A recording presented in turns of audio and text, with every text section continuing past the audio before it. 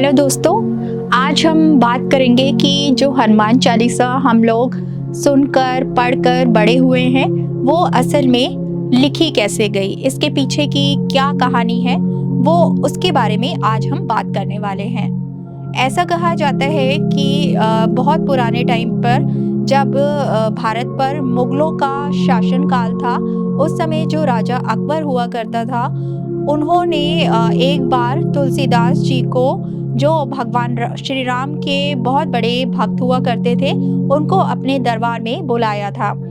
अपने दरबार में अपने सामने बुलाकर उन्होंने उनसे प्रश्न किया कि ये बताइए कि हमें आपके प्रभु श्री राम के दर्शन करने हैं, तो वो कैसे होंगे। तो जो तुलसीदास जी थे, उन्होंने सरल स्वभाव में उत्तर दिया कि जो हमारे प्रभु श्री राम हैं, वो सिर्फ अपने भक्तों को ही दर्शन देते हैं, इसके लिए आपको उनकी भक्ति श्रद्धा भाव से करनी होगी।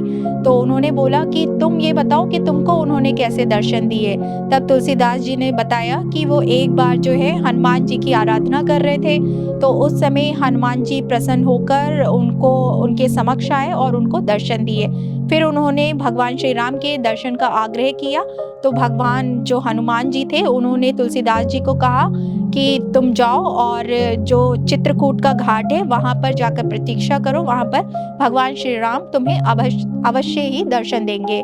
तो ये सुनकर जो तुलसीदास जी थे, वो अगले ही दिन चित्रकूट घाट पर भगवान श्री राम की और हनुमान जी की आराधना करने लगे। तब वहाँ पर दो युवक आए, लेकिन उस समय जो तुलसीदास जी थे, वो उन युवकों को नहीं पहचान पाए। वो असल में भगवान श्री राम और उनके भ्राता लक्ष्मण थे।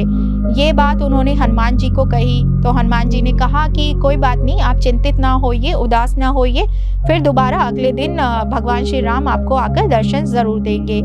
ये सुनकर फिर जो तुलसीदास जी थे, वो अगले दिन फिर से चित्रकूट के घाट पर भगवान हनुमान जी की आराधना कर रहे थे और जो चंदन का लेप है उसको घिस रहे थे।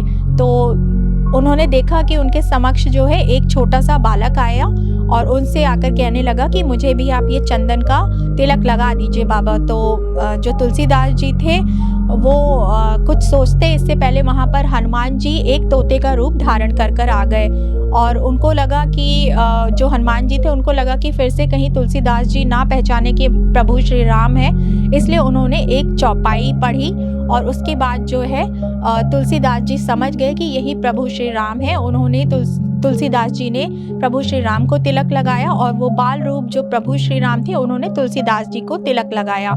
तो ये सुनकर जो राजा अकबर थे, वो बहुत क्रोधित हुए और उन्होंने कहा कि ठीक है, मैं प्रभु श्री राम जो तुम्हारे हैं, मैं उनके दर्शन ऐसे ही कर लूँगा। और ये कहकर उन्होंने जो अपने सेवक थे, उनको ये आदेश दिया कि इन तुलसीदास जी को ले जाइए और कारागृह में बंदी बनाकर इनको रख दीजिए।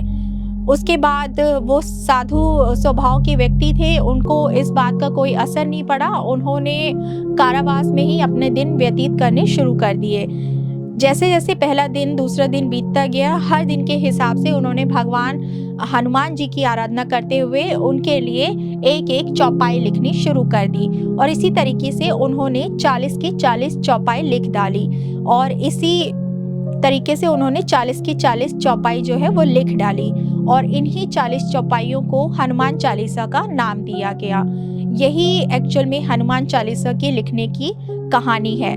ऐसा कहा जाता है कि जिस दिन हनुमान चालीसा की जो 40वीं चौपाई थी वो खत्म हुई, वहाँ पर जो फतेहपुर सीकरी, जहाँ पर तुलसीदास जी को कारागृह में बंदी बनाकर रखा गया था, अचानक से हजारों की संख्या में बंदर आकर उमड़ पड़े और जो वहाँ के सेवक थे, तो वो लोग परेशान हो गए कि इन बंदरों ने बहुत उत्पात मचा रखा है, इनको कैसे भगाया जाए।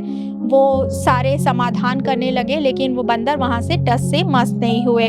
लेकिन एक बूढ़ा बंदर था, जब तुलसीदास जी ने जो अपनी 40 चौपाइयाँ लिखी थी, जब वो उसको पढ़ रहे थे, तो एक बूढ़ा बंदर वहीं कारागृह के बाहर उस चौपाई को सुन रहा था।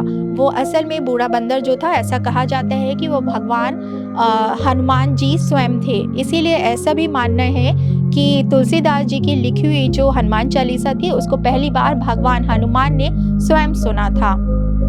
जब ये बात जो राजा अकबर के सेवक थे उन्होंने आकर राजा को बताई कि महाराज जो बाहर हैं बंदरों ने बहुत उत्पात मचा रखा है और ये हमने सारे समाधान करके देख लिए, लेकिन ये बंदर यहाँ से नहीं हिल रहे हैं, तो अब क्या किया जाए। आपको हम एक राय दे रहे हैं, आप जो तुलसीदास जी को हमने वो साधु संत महात्मा आदमी हैं उनको जो है यहाँ से रिहा कर दिया जाए। तो राजा ने जो अपने सेवकों की बात थी वो मान ली और उन्होंने तुलसीदास जी को वहाँ से रिहा करने का जो आदेश था वो दे दिया। और ये एक चमत्कार और एक चमत्कारिक कहानी है, ये वास्तविक कहानी है। जैसे ही तुलसीदास जी को वहाँ से रिहा किया गया वो सारे बंदर जो थे वो अचानक से वहाँ से गायब हो गए। तो ये थी कहानी एक्चुअल में हनुमान चालीसा लिखे जाने की। तो आपको कैसी लगी ये कहानी जानकर, ये हमें ज़रूर बताइएगा। तो आपने आज जाना हनुमान चालीसा की जो संरचना थी वो कैसे हुई और किसने की। तो तब तक के लिए बने रहिए मेरे यानी कि आरती नानवानी के साथ। धन्यवाद।